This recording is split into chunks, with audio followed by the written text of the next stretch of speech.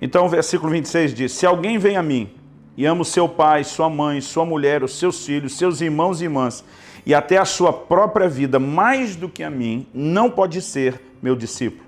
Aquele que não carrega a sua cruz e não me segue, não pode ser meu discípulo. O Senhor Jesus, clara e categoricamente, está dizendo que uma das condições, não é uma sugestão, não é um conselho, não é uma opção, uma das exigências para ser seu discípulo, uma das condições por ele mesmo estabelecido, é que nós tomemos a nossa cruz. Ele disse: se não tomar a cruz e só depois de tomar a cruz me seguir, não pode ser meu discípulo. Ele não está dizendo que a gente seria um discípulo de segunda categoria. Ele está dizendo que ou a gente é ou a gente não é discípulo. E para ser, precisamos tomar a cruz. Porque normalmente as pessoas associam a cruz a algo difícil. Mas a pergunta é, era isso que Jesus estava falando? Apenas sobre ter dificuldade? Ou ele estava falando algo que envolve um estilo de vida? Porque se envolve um estilo de vida, é permanente. E se for só um problema, seria circunstancial. Alguém poderia carregar a cruz durante uma fase da sua vida e outra não. A maior parte do tempo, quando usa essa expressão sobre tomar a cruz, parece que elas ainda não entenderam o que de fato significa isso. Então a primeira coisa que eu e você precisamos reconhecer é que, além de ser uma exigência pré-estabelecida por Jesus, ele está, na verdade, usando uma ilustração que era conhecida nos seus dias. Hoje, nós não vemos a crucificação acontecer de forma literal, mas nos dias de Jesus, onde o Império Romano dominava a terra de então, crucificação era uma forma de execução comum para os criminosos. Então, quando Jesus está falando a respeito da cruz, obviamente nós vamos perceber vários textos que falam a respeito de morte. Por exemplo, no livro de Gálatas, no capítulo 2, nos versículos 19 e 20, o apóstolo Paulo usa essa aplicação. O apóstolo Paulo diz assim: pois por meio da lei eu morri para a lei, a fim de viver para Deus. Está falando de viver e morrer. Verso 20, fui crucificado com Cristo. Assim já não sou eu quem vive, mas Cristo vive em mim. Ele está usando uma expressão de morrer para algo, de viver para algo diferente, e nesse processo de morre para um, viva para outro, ele fala da crucificação. Nós precisamos entender que a crucificação em si significa execução. Quando Jesus está falando de tomar a cruz, ele está falando de se dispor a caminhar em direção ao local da execução. Um dia alguém me perguntou: pastor, então isso seria o mesmo que num dos estados lá da América do Norte alguém dizer que o que Jesus falou era equivalente a tome a sua cadeira elétrica e siga-me, tome a sua injeção letal e siga-me? Eu falei: não.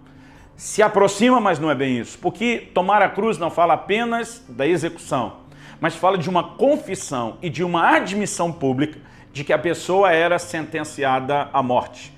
O texto diz assim: levando a sua própria cruz, ele saiu para o lugar chamado Caveira, que em aramaico é chamado Gólgota.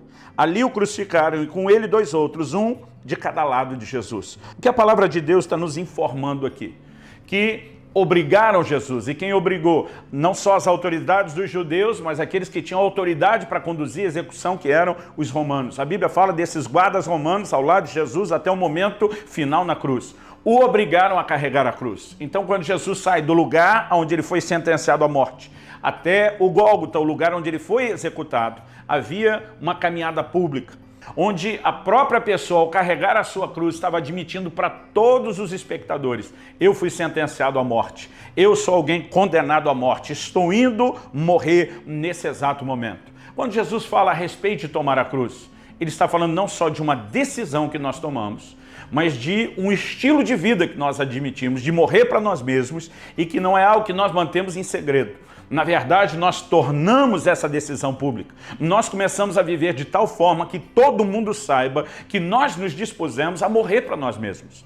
O que significa morrer para nós mesmos? Nós sabemos que não está falando de morte literal. Na verdade, nós precisamos deixar a própria Bíblia explicar a Bíblia. No Evangelho de Marcos. Marcos 8, 34 diz: então ele chamou a multidão. De novo, Jesus vendo a multidão, preocupa-se em instruí-la. Então ele chamou a multidão e os discípulos e disse: se alguém quiser acompanhar-me, negue-se a si mesmo, tome a sua cruz e siga-me. Aqui Jesus usa a expressão negue-se a si mesmo. Nós vemos antes, no Evangelho de Lucas, ele falando sobre amar o Senhor mais do que não só a nossa própria vida, mas do que as pessoas mais importantes da nossa vida. E o Senhor inclui ali pai, mãe, mulher, filhos, irmãos e irmãs. Nós percebemos que a expressão tem a ver com morrer para o eu. Morrer para a nossa própria carne, para as nossas próprias vontades. De acordo com Jesus, não há evangelho e nós nem podemos nos classificar discípulos sem a disposição de morrer para nós mesmos. Quando a Bíblia fala de negarmos-nos a nós mesmos, está falando de anular essa vontade que se opõe à vontade de Deus, que nos coloca em rota de colisão com a vontade de Deus. Qual foi a oração de Jesus no Getsêmani? Pai, seja feita não a minha, mas a sua vontade. Essa talvez seja uma das frases que resume a vida cristã. Anularmos a nossa própria vontade, que nos coloca na contramão da vontade de Deus, e nos sujeitarmos à vontade dele. Tomar a cruz é morrer para nós mesmos todos os dias. Tomar a cruz é anular o nosso desejo pelo proibido.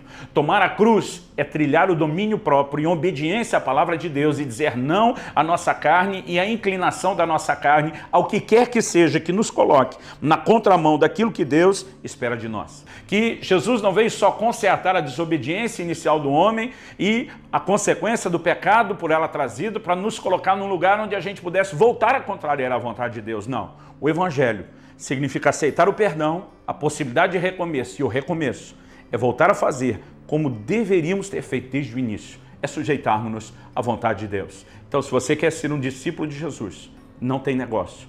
A exigência é muito clara, tome a sua cruz, morra para si mesmo, então siga-me.